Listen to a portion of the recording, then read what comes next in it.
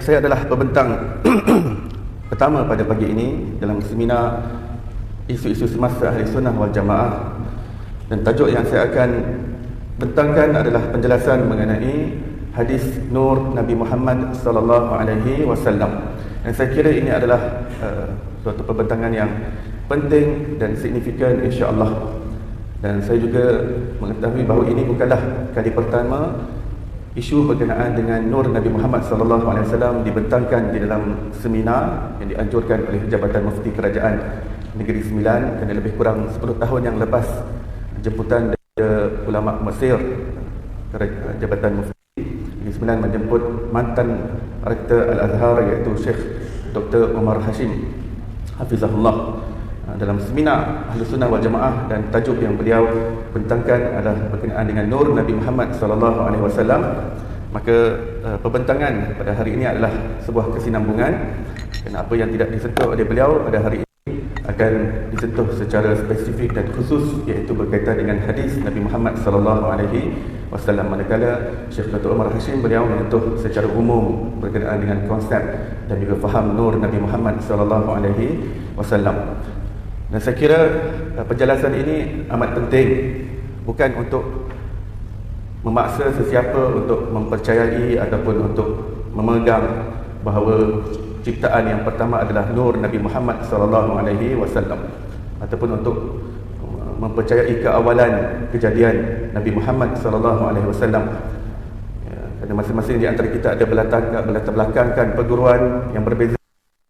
Maka masing-masing berpegang dengan latar belakang perguruan dan apa yang diajarkan oleh guru tentang apakah ciptaan yang pertama yang dijadikan oleh Allah Subhanahu wa taala. Maka ini bukan isu untuk memaksa sesiapa, tetapi oleh kerana ada beberapa pihak dan beberapa individu yang menyesatkan dengan qat'i berkenaan dengan Nur Nabi Muhammad sallallahu alaihi wasallam, yang menghurafatkan dan melipur-larakan perbicaraan tentang Nur Nabi Muhammad sallallahu alaihi wasallam. Dan ini adalah sesuatu yang berbahaya, kerana perbincangan Nur Nabi Muhammad sallallahu alaihi wasallam bukan suatu perbincangan yang baru. Ia dibincangkan sejak daripada awal permulaan Islam, iaitu pada zaman ulama salaf.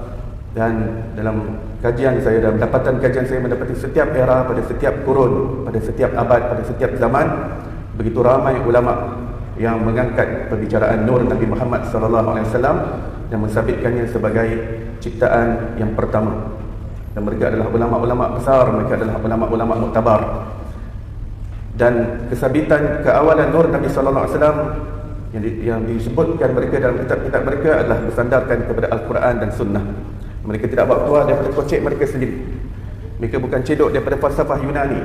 Mereka bukan cedok daripada falsafah Hindu dan Buddha. Mereka bukan cedok daripada falsafah Kristian, Trinity dan sebagainya. Ia bersandar kepada Al-Quran dan Sunnah.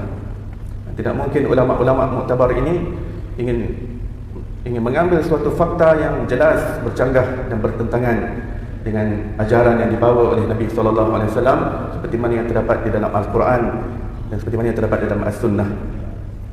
Jadi oleh kerana ada pihak yang menghurafatkan, yang menyesatkan, dan ada pihak yang masih berada di atas pagar, apakah isu yang sebenar, apakah ada sebenarnya hadis yang ulama menjadikan ia sebagai sandaran, adakah di sana ada ayat Quran yang dijadikan sandaran oleh para ulama sehingga mereka mencapai kesimpulan tentang keawalan kejadian Nabi Muhammad sallallahu alaihi wasallam.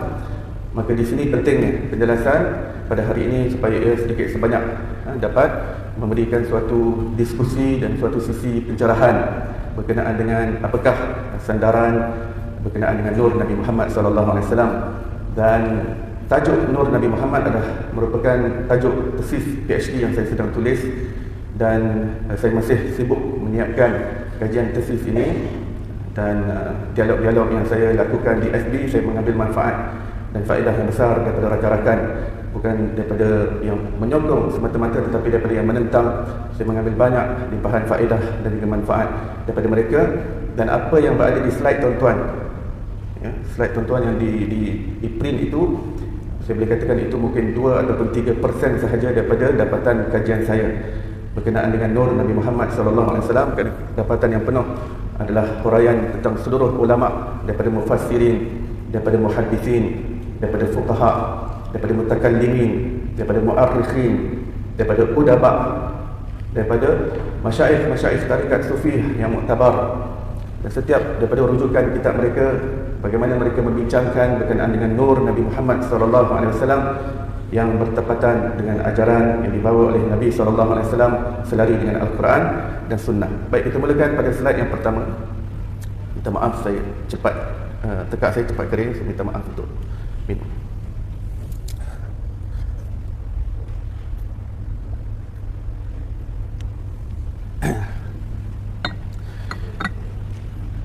Bismillahirrahmanirrahim.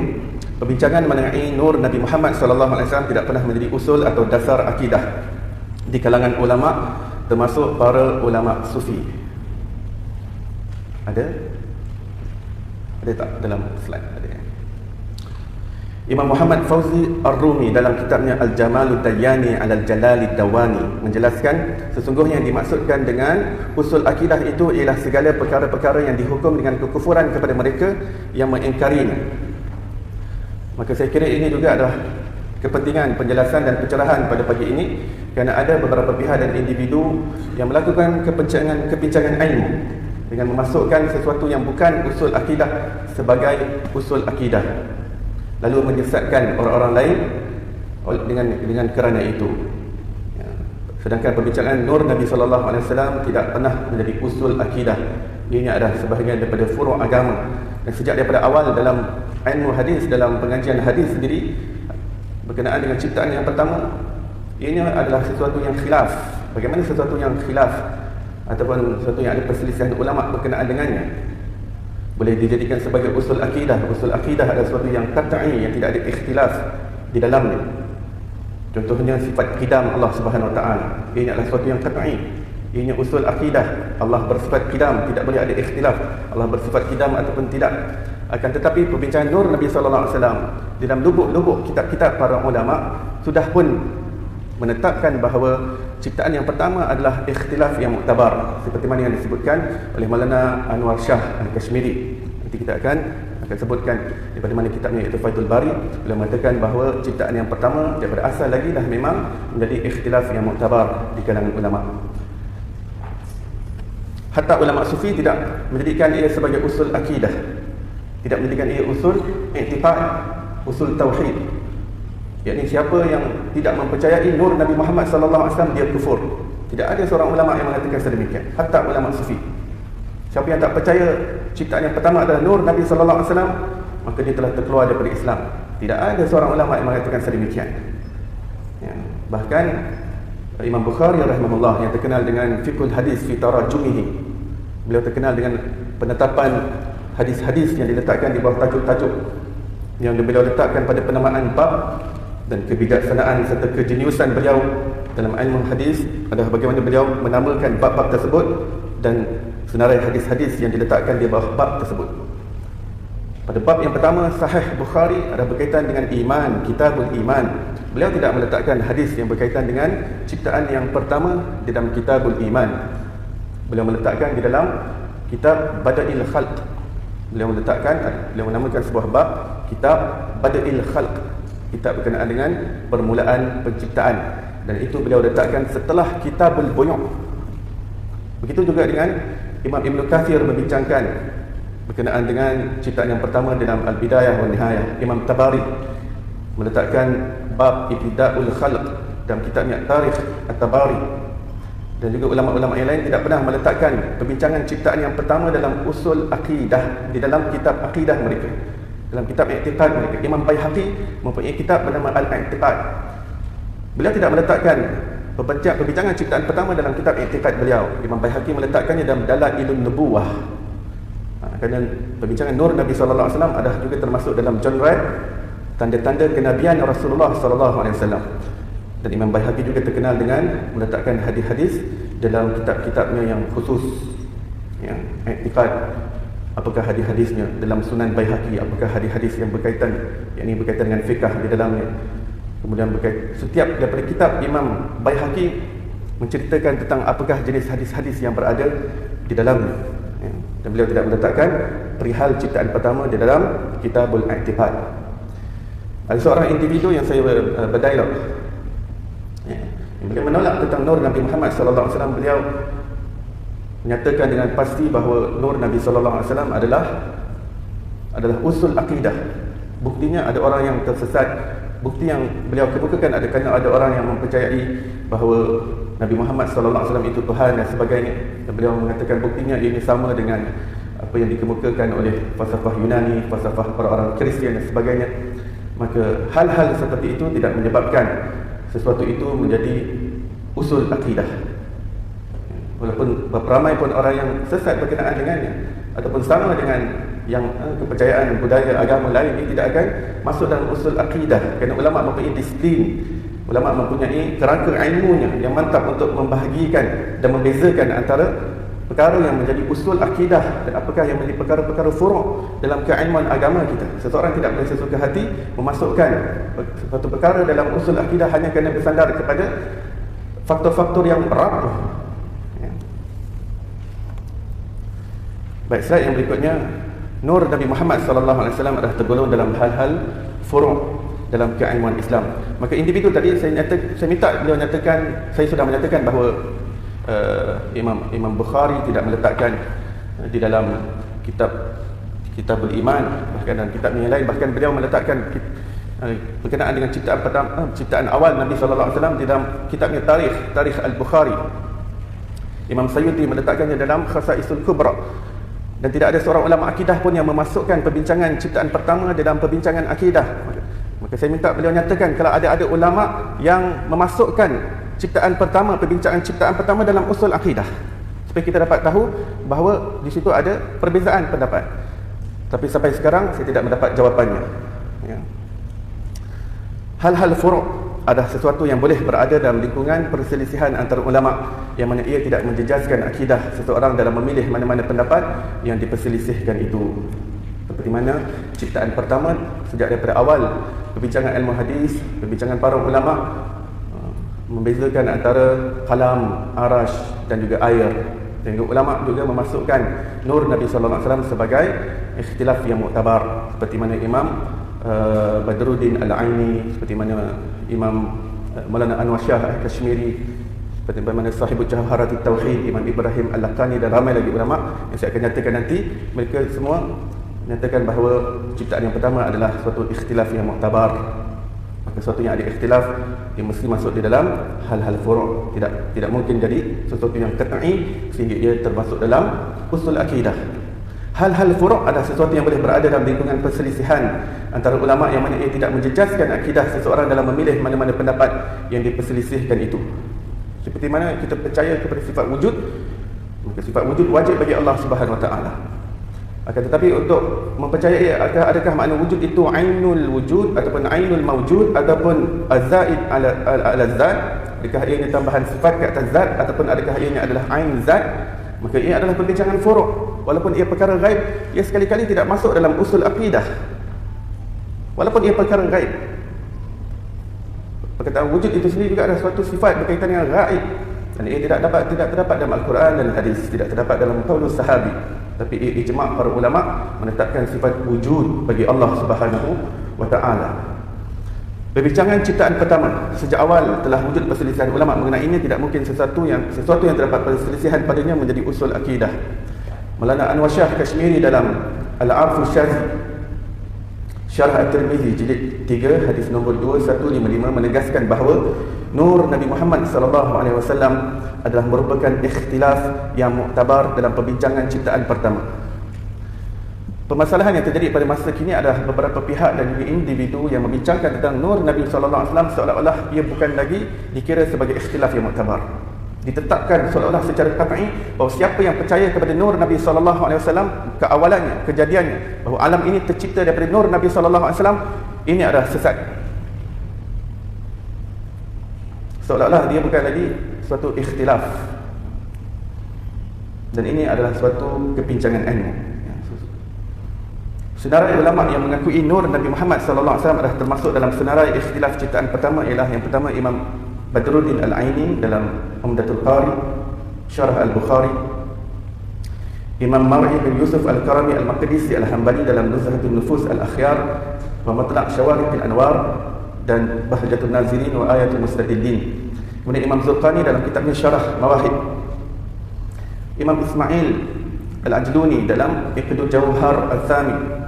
Kemudian Imam Muhammad Al-Maliki dengan gelaran Al-Amirul Kabir dalam syarahnya ke atas Jawharatul Tauhid Al-Laqani.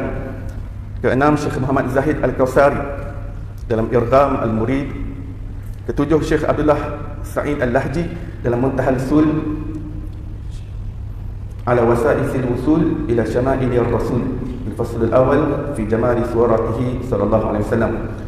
Yang ke-8, Syekh Ahmad Omar bin Hashim, mantan Direktur Azhar dan pengarang kitab Faidul Bari Syarah Sahih Bukhari dalam risalahnya berjudul Nur Muhammad. Ini adalah risalah yang dicetak oleh Jabatan Mufti Kerajaan Negeri Sembilan ketika pembentangan beliau pada beberapa tahun yang lepas. Baik, sungguh pun hadis sahih yang masyhur mengenai ciptaan pertama adalah Al-Qalam telah makruf ya. Dalam hadis yang sahih menyatakan bahawa ciptaan yang pertama adalah Al-Qalam. Namun tiada ulama muktabar yang menetapkan secara mutlak bahawa Al-Qalam adalah ciptaan yang pertama. Saya masih belum jumpa lagi. Oleh kerana ini masih dalam kajian. Jika ada sesiapa yang pernah menjumpai ulama muktabar mengatakan bahawa berdasarkan hadis ini, maka ciptaan yang pertama secara mutlak muktamad adalah Al-Qalam, sila kemukakan dan saya sangat hargai dan ia membantu kajian saya insya-Allah. Imam Az-Zurqani dalam Syarah Al-Mawahib menukilkan dari Imam Abu Ya'la Al-Hamadani bahawa pendapat paling sahih ialah Arash diciptakan sebelum Al-Qalam. Apabila kita meneliti perbincangan para ulama hadis, walaupun Al-Qalam adalah hadis yang sahih, tapi para ulama ramai yang memilih Arash adalah melebihi ataupun mendahului Qalam. Saya kemukakan ini kerana ingin memberitahu bahawa para ulama apabila mereka menetapkan sesuatu fakta, maka ini adalah berdasarkan penelitian dan pemerhatian mereka kepada seluruh nas agama. Bukan sekadar ada satu hadis yang mengatakan kalam adalah ciptaan yang pertama, kemudian terus memutuskan dan memberi kesimpulan muktamad. Tapi mereka memandang dan memerhati dengan ilmu, bukan sekadar ilmu riwayah, tapi ilmu dirayah kepada seluruh nas dalam agama. Dan itu adalah berdasarkan firman Allah, dan arasy telah pun berada di atas air. Wa kana arshuhu 'alal ma'. Ramai ulama berpendapat arasy, bahkan arasy dan air itu sendiri adalah sebelum qalam. Kerana ada hadis yang menyebutkan bahawa yang pertama sekali diciptakan Allah adalah Al-Qalam, dan Allah menyuruhnya untuk menulis dan ditulis segalanya sehingga apa yang berlaku sehingga kiamat. Kemudian hadis itu bersambung wa kana arshuhu 'alal ma', dan arasy Allah berada di atas air. Jadi itu ulama berkesimpulan bahawa sudah pasti arasy sudah ada sebelum Al-Qalam. Begitu juga air berada sudah wujud sebelum qalam. Walaupun tidak ada hadis yang mengatakan arasy adalah ciptaan yang pertama, tapi ulama sampai kepada kesimpulan arasy lebih awal daripada qalam dengan wa kana arshuhu 'alal ma'. Inilah dirayah, dipanggil sebagai dirayah hadis. Imam Badruddin Al-Aini dalam Umdatul Qari hadis nombor 3191 berpendapat bahawa air diciptakan sebelum arasy dan qalam. Seseorang yang mendakwa bahawa perbincangan ciptaan pertama bukan ikhtilaf yang muktabar, maka dia hendaklah membawa pendapat ulama muktabar bahawa ia bukan lagi ikhtilaf yang muktabar. Maka ia sudah tentu satu kajian yang menarik. Saya belum jumpa mana-mana ulama yang membatalkan perselisihan ulama berkenaan ciptaan pertama yang memasukkan nur Nabi sallallahu alaihi wasallam di dalamnya. Maka jika ada yang menjumpai, saya sangat-sangat hargai dan membantu kajian saya. Perbincangan mengenai nur Nabi Muhammad sallallahu alaihi wasallam setepatnya berada dalam genre ilmu yang berkaitan dengan khasaisul Rasul, kerohanian, iaitu ar-raqaiq, fadilat, ini kelebihan Nabi sallallahu alaihi wasallam, dan dalailun nubuwah, iaitu tanda-tanda kenabian baginda, iaitu ilmu yang membincangkan mukjizat, kelebihan, keistimewaan khusus dan tanda kenabian Rasulullah sallallahu alaihi wasallam, yang mana ia adalah sebahagian daripada ilmu tarikh, ilmu sirah, ilmu syama'il dan ilmu kerohanian, iaitu tasawuf. Baik, sandaran hadis nur Nabi Muhammad sallallahu alaihi wasallam. Wa an Maisarah al-Fajr qala qultu ya Rasulullah mata kunta nabiyyan qala kuntu nabiyyan wa adamu baina ar-ruhi wal jasadi. Rawahu al-Imam Ahmad wal Bukhari fi tarikh wa Tabrani wal Hakim wa sahahahu. Wa qala al-Hafiz al-Haythami fi rijali Ahmad wa Tabrani rijaluhuma rijalus sahih. Dari Sayyidina Maisarah al-Fajr bahawa aku bertanya kepada Rasulullah sallallahu alaihi wasallam, ya Rasulullah, bilakah engkau menjadi nabi? Baginda menjawab, aku adalah nabi ketika Nabi Adam antara roh dan jasad. Status hadis adalah sahih Yang berikutnya adalah riwayat Tirmizi an Abi Hurairah radhiyallahu anhu qalu ya Rasulullah mata wajabat lakan nubuwah qal wa adamu baina ruhi wal jasad wa qala Tirmizi hadithun hasanun sahih gharib wa rawahu Abu Nu'aim wal Baihaqi wal Hakim وصححه ورواه البزار والطبراني وابو نعيم ايضا من روايه ابن عباس رضي الله عنهما. Bermaksud dari Sayyidina Abu Hurairah radhiyallahu anhu bahawa para sahabat telah bertanya kepada Rasulullah sallallahu alaihi wasallam, "Ya Rasulullah, bilakah Tuhan mendapat kenabian?" Baginda menjawab, "Ketika Nabi Adam antara roh dan jasad." Maka hadis ini adalah kunci yang penting dalam memahami keawalan kejadian Nabi Muhammad sallallahu alaihi wasallam, tapi bukan sekadar hadis ini tetapi ia gabungan beberapa hadis-hadis yang lain yang menyampaikan para ulama kepada kesimpulan tentang keawalan kejadian Nabi sallallahu alaihi wasallam. Baik, kita perhatikan apakah yang disyarahkan oleh para ulama, terutamanya muhaddisin, berkenaan dengan hadis yang kita sebutkan tadi. Imam Abu Bakar Al-Khallal dalam As-Sunnah, beliau adalah murid kepada pelajar-pelajar Imam Ahmad bin Hanbal. Beliau adalah Hanbali, ya.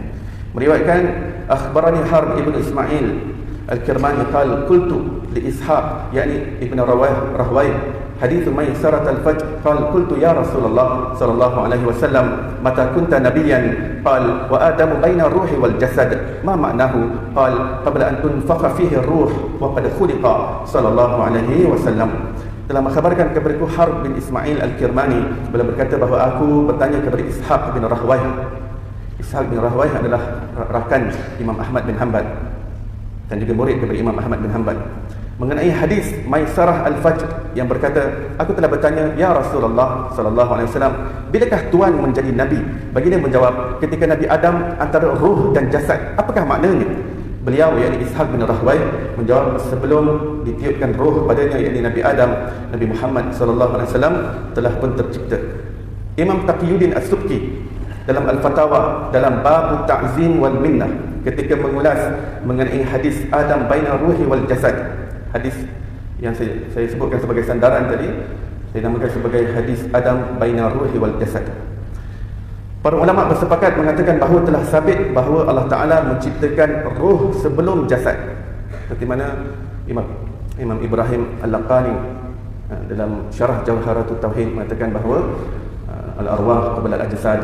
Imam Subki juga mengatakan al-arwah qabla al-ajsad. Imam Ibn Qayyim juga dalam Ar-Ruh membawa pendapat para ulama yang mengatakan beliau juga menyatakan bahawa roh adalah sebelum jasad.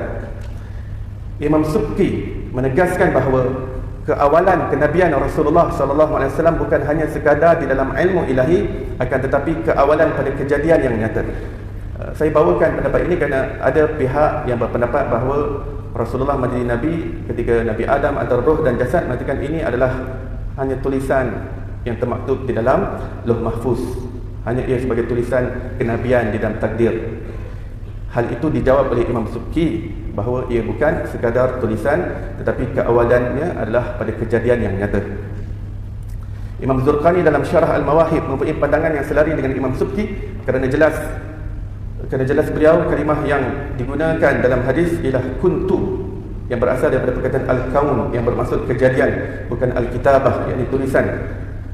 Beliau mengatakan kuntu minal kaun kal awal lal kitabah.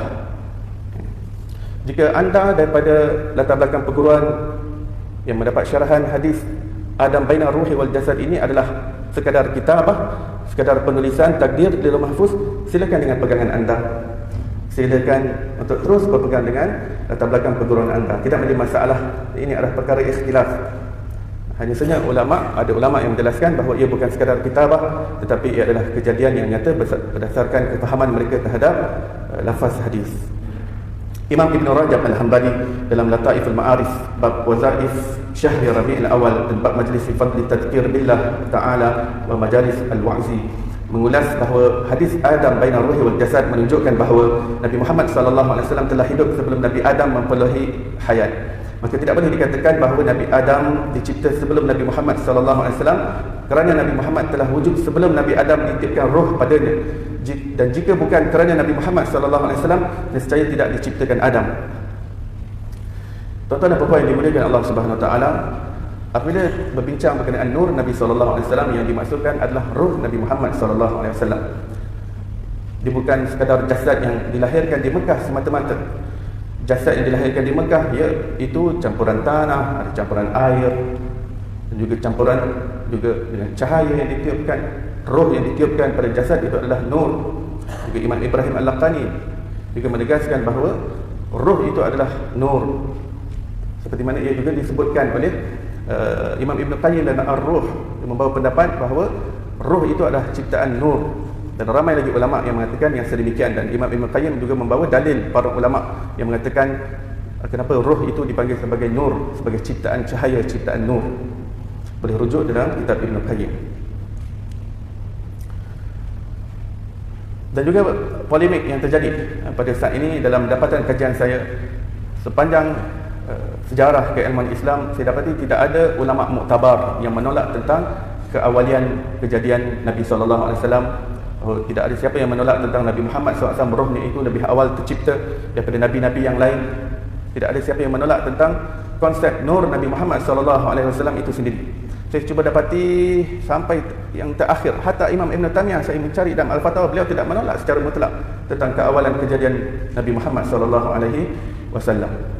Dan saya lihat bahawa ini bermula lebih kurang 70-80 tahun yang lepas.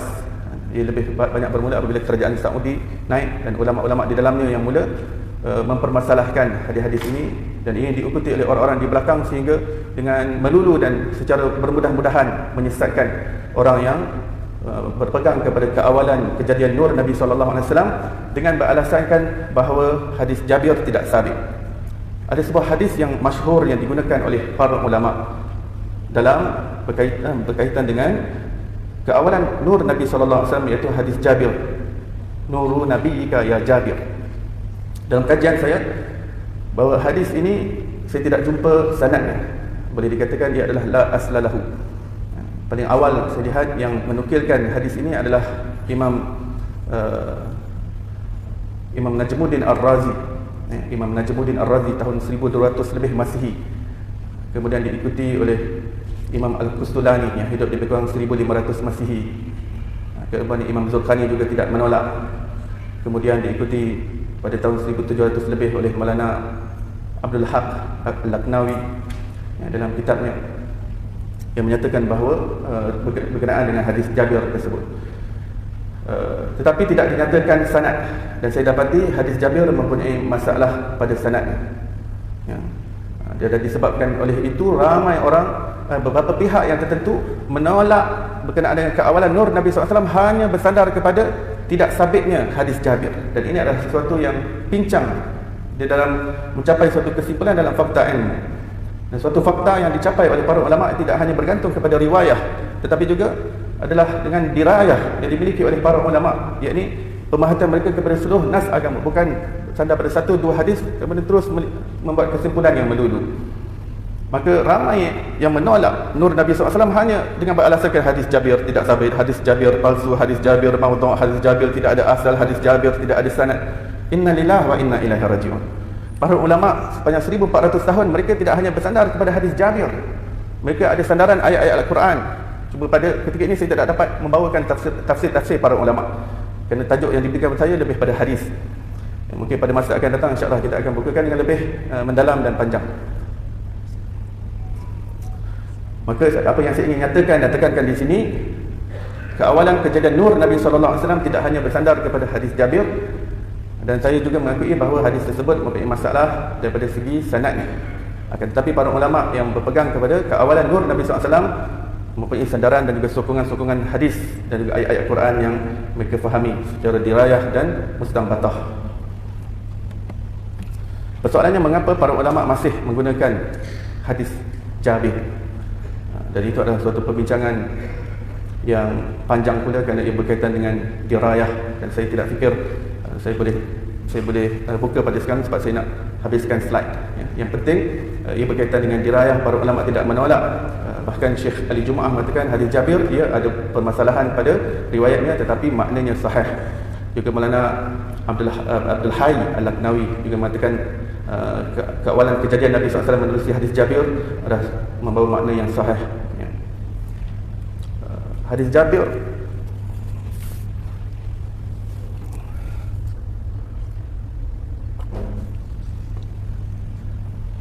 Hadis Jabir disebutkan juga sebagai palsu dan tidak ada sanadnya oleh Imam Sayuti, juga oleh Syekh Abdullah Al-Ghumari. Kedua ulama ini antara yang menolak status riwayat hadis Jabir yang menyatakan nur yang pertama kejadian yang pertama diberikan oleh Allah adalah nur nabimu ya Jabir. Sungguh pun begitu, Imam Sayuti tidak menolak keawalan kejadian Nabi sallallahu alaihi wasallam. Bahkan dalam Khasaisul Kubra pada awal bab beliau membawa 11 hadis untuk mensabitkan tentang keawalan kejadian nur Nabi sallallahu alaihi wasallam, Imam Sayuti. Dan juga Syekh Abdullah Al-Ghumari, walaupun beliau tidak menerima hadis Jabir, tapi beliau sendiri berpegang teguh tentang keawalan kejadian nur Nabi sallallahu alaihi wasallam, seperti mana dalam kitabnya Al-Hadithul Muntaqah. Baik, Imam Sayuti dalam Qutul Muhtadi ala Tirmizi, ini adalah syarahan yang pertama saya baca tentang keawalan Nabi sallallahu alaihi wasallam yang saya belajar dalam kelas ketika saya di Afrika Selatan, ketika belajar daripada ulama Deobandi. Maka syarahan yang digunakan di dalam kelas guru saya adalah Maulana almarhum Maulana Alauddin Al-Afghani. Maka syarahan yang digunakan oleh Qutul Muhtadi, dan syarahan lain yang ada dalam kelas adalah syarahan daripada Syah Abdul Haq Ad-Dahlawi menulis kitabnya Lama'ut Tanqih. Beliau telah menukilkan, Imam Sayuti telah menukilkan daripada Imam Rafi'i bahawa hadis Adam baina ruhi wal jasad membuktikan bahawa Rasulullah sallallahu alaihi wasallam adalah nabi pertama yang diciptakan dan yang paling akhir diutus. Riwayatan wa dirayatan, maksudnya saya belajar ini secara riwayat dan dirayah di dalam kelas tahun 2009 ya. Dalam Khasaisul Kubra, maka saya mempelajari tentang keawalan kejadian Nabi SAW bukan melalui hadis Jabir.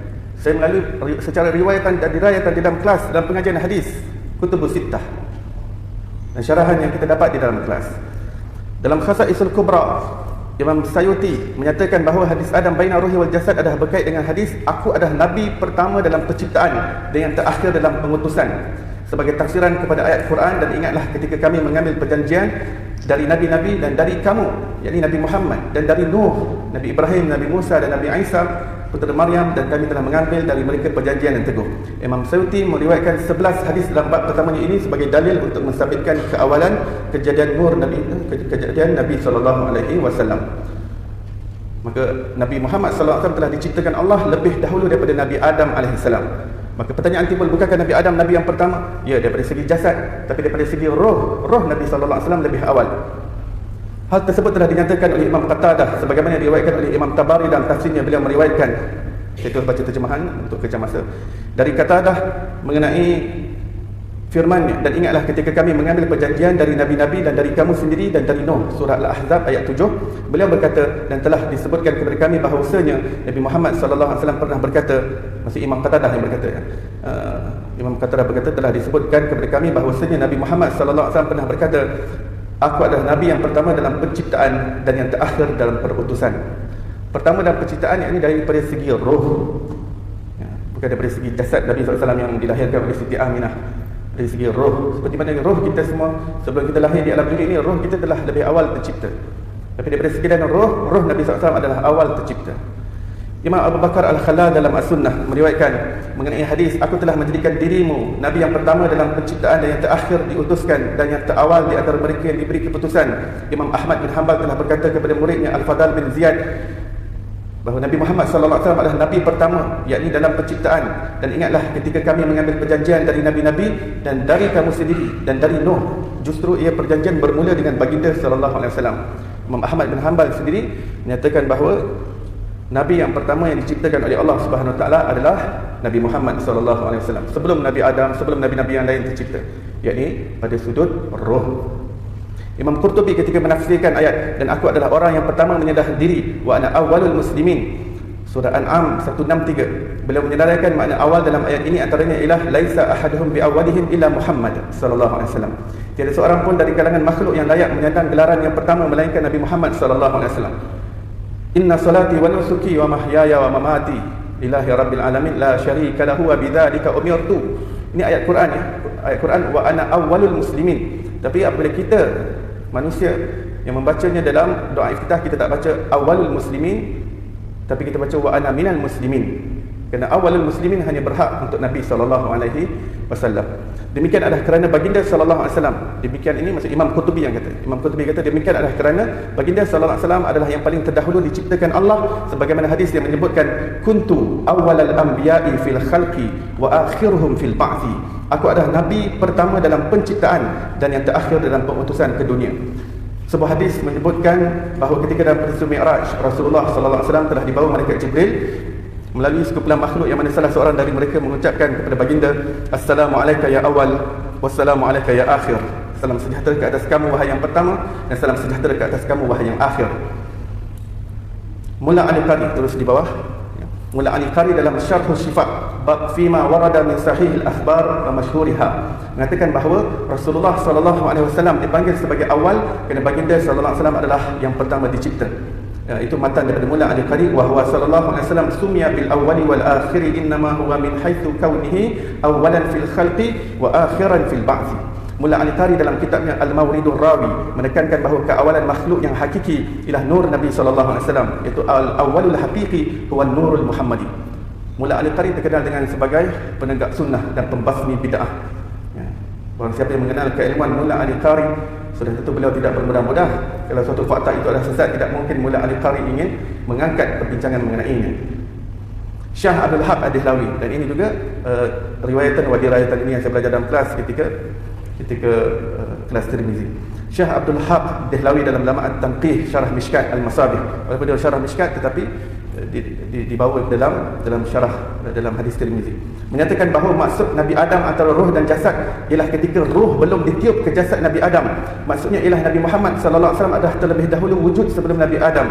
Al-murad as-sabaq wa taqaddum. Selanjutnya beliau menukilkan bahawa roh Nabi sallallahu alaihi wasallam telah menjadi nabi bagi sekian roh, bahkan baginda adalah murabbi mereka, dan telah sabit bahawa Allah Taala menciptakan roh sebelum jasad. Maulana Syabir Ahmad Usmani dalam tafsir Usmani menyatakan bahawa berdasarkan hadis Adam baina ruhi wal jasad telah sabit bahawa Nabi sallallahu alaihi wasallam adalah nabi yang pertama dan tidak syak bahawa baginda adalah orang yang pertama menyerah diri kepada Allah. Syekh Abdullah Al-Ghumari dalam Al-Hadithul Muntaqah menyatakan bahawa hadis Adam baina ruhi wal jasad menjelaskan keistimewaan Nabi sallallahu alaihi wasallam sebagai kejadian pertama diciptakan Allah. Beliau telah menetapkan secara jelas keawalan kejadian Nabi sallallahu alaihi wasallam secara hakiki, yakni pada penciptaan rohnya sebelum makhluk lain. Lalu beliau menolak sebarang pihak yang cuba mengalihkan maknanya kepada selain dari itu. Beliau menolak. Syekh Abdul Ghumari agak tegas kepada sesiapa yang mengatakan baina ruhi wal jasad ini hanyalah kenabian yang berbentuk tulisan di dalam kitabah Lauh Mahfuz. Dalam hal ini Syekh Al-Ghumari agak tegas, dan beliau menyatakan sebab-sebab kenapa tidak mungkin ianya hanya sekadar al-kitabah. Dia adalah kejadian Nabi SAW secara hakiki. Mula Al-Qari dalam Mirqatul Mafatih dan Mawridul Rawi menjelaskan bahawa apabila disebut nur Nabi Muhammad sallallahu alaihi wasallam, yang dimaksudkan adalah roh baginda sallallahu alaihi wasallam. Imam Ibrahim Al-Laqani dalam Umdatul Murid Syarah Jawharatit Tauhid menegaskan bahawa jumhur ulama akidah berpegang bahawa roh adalah merupakan nur yang bersifat tinggi. Oleh itu kedudukan nur Nabi sallallahu alaihi wasallam sebagai ciptaan pertama di alam roh tidak menafikan kejadian Rasulullah sallallahu alaihi wasallam sebagai manusia di alam dunia yang mempunyai unsur tanah, mempunyai unsur air dan lain-lain. Syekh Mutawalli Sya'rawi dalam kitabnya Antatas Awal Wal Islam Yujib, beliau berkata adalah menjadi tanda kesempurnaan Allah dan juga secara tabi'i awal sesuatu kejadian bermula daripada yang tinggi kedudukannya kemudian baru dicipta yang rendah. Adalah tidak diterima akal bahawa tanah dicipta terlebih dahulu kemudian dijadikan daripadanya Nabi Muhammad sallallahu alaihi wasallam. Ini kerana setinggi-tinggi perkara di sisi manusia ialah para rasul, manakala setinggi-tinggi darjat kerasulan itu ialah kerasulan Nabi Muhammad bin Abdullah. Oleh itu sudah pasti nur Muhammad sallallahu alaihi wasallam yang mula-mula dicipta, kemudian darinya tercipta seluruh alam ini, kerana kejadian alam adalah bermula dengan nur, dan hal tersebut tidak menyalahi penemuan terkini. Adapun perbicaraan nur Nabi Muhammad sallallahu alaihi wasallam pada aspek kerohanian ialah mempunyai perbahasan yang tersendiri. Maksud siapa yang kata semua yang kata dalam Quran Rasul itu nur, itu hanya sekadar nur maknawi, maka Imam Mutawalli Sya'rawi kata itu ada aspek perbincangan yang tersendiri. Adapun kejadian Rasulullah SAW fizikalnya, iaitu pada alam roh yang tercipta daripada nur sebagai ciptaan yang pertama, ini adalah sabit. Di sini senarai ulama yang menyatakan bahawa ulama telah bersepakat menetapkan keawalan nur Nabi SAW. Sepakat maksudnya ulama ini menyatakan ulama bersepakat. Bahkan ada dapatan kajian saya bahawa keawalan kejadian Nabi SAW adalah suatu yang mencapai talaqi bil qabul. Yang pertama adalah Imam Ibn Battah Al-Akbari Al-Hambali, yang kedua Imam Mar'i Karami Al-Hambali, yang ketiga Imam Ismail Al-Haqqi, yang keempat Imam Alusi Al-Baghdadi, Dan kemudian saya senaraikan ulama yang telah bersepakat menetapkan bahawa pendapat yang muktamad dan mutlak mengenai ciptaan yang pertama ialah nur Nabi SAW. Manakala segala kejadian yang lain diciptakan adalah selepas ciptaan nur Nabi Muhammad SAW. Maksudnya walaupun ada hadis sahih mengatakan al-qalam, tapi para ulama apabila meneliti sekalian nas agama, mereka menyatakan secara muktamad dan mutlak bahawa ciptaan yang pertama adalah nur Nabi SAW, dan ini adalah nama-nama ulama dan kitabnya. Yang pertama sekali Imam Sa'duddin At-Taftazani, kemudian Imam Qustulani. Saya tak dapat sebutkan satu persatu nama kitabnya, saya sudah out of time. Imam Abdul Wahab Asy-Sya'rani, Imam Ibn Hajar Al-Ansari, Al-Haytami, Al-Hafiz Muhaddis Imam Najmuddin Al-Ghaiti, Mullah Ali Qari, Imam Ibrahim Al-Laqani, Imam Ali Al-Azizi, Imam Ismail Al-Ajduni, Imam Syihabuddin Al-Jauhari, Imam Ali As-Sa'idi Al-Adawi, Imam Ahmad Ad-Dardir, Imam Murtada Al-Zabidi, Al-Imam Al-Kabir Al-Maliki, Imam Ahmad As-Sawi, Imam Ibrahim Al-Baituri, Imam Syihabuddin Ahmad Al-Khaliji Al-Misri, Imam Abdullah bin Sa'id Al-Lahji, menyatakan bahawa muktamad, maksudnya dalam perbicaraan mereka mengatakan ada ikhtilaf antara ulama tentang ciptaan yang pertama, akan tetapi ciptaan pertama yang mutlak dan muktamad adalah nur Nabi Muhammad sallallahu alaihi wasallam. Kesimpulan yang telah dicapai oleh para ulama muktabar mengenai faham nur Nabi sallallahu alaihi wasallam dan keawalannya adalah berdasarkan kefahaman para mereka ke atas penelitian terhadap seluruh nas agama, bukan hanya bergantung kepada satu dua hadis semata-mata. Saya skip hadis Al-Ala'i, itu boleh baca sendiri.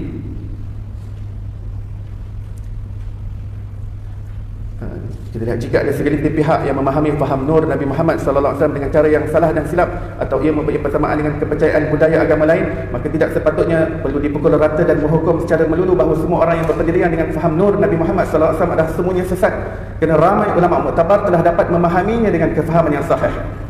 Imam Ghazali dalam Al-Munqiz menjelaskan bahawa jika seandainya apa yang diungkap oleh ulama Islam berbetulan dengan dapatan yang sama oleh ahli falsafah Yunani atau pengamal agama lain, maka ia tidak sepatutnya ditolak begitu sahaja kerana persamaan tersebut. Sebab jika ungkapan tersebut munasabah, disokong dengan burhan, yakni dalil akli, dan tidak bersalahan dengan Al-Quran dan Sunnah, maka ia sudah tentu dapat diterima pakai dalam agama Islam. Maulana Anwar Shah Kashmiri berkata, peranan isnad ialah agar tidak dimasukkan dalam agama sesuatu yang tidak ada sandaran daripadanya, bukan untuk mengeluarkan dari agama apa yang telah sabit dari penerimaan ahli isnad. Ahli isnad sudah menerima tentang keawalan kejadian Nabi sallallahu alaihi wasallam, maka seseorang tidak boleh hanya bersandar dengan sandaran yang rapuh tentang hadis Jabir yang sanadnya pincang lalu memukul rata bahawa semua tentang nur Nabi sallallahu alaihi wasallam adalah sesat belaka. Kesimpulan, keawalan ciptaan nur Nabi sallallahu alaihi wasallam mempunyai sandaran dalil yang kukuh dan teguh dalam agama Islam. Ia bukan bersandar kepada satu dua hadis semata-mata, akan tetapi penelitian terhadap keseluruhan nas agama, pendapat mutlak, muktamad secara mutlak, dan kesepakatan mengenai ciptaan pertama hanya diberikan oleh ulama muktabar kepada nur Nabi sallallahu alaihi wasallam.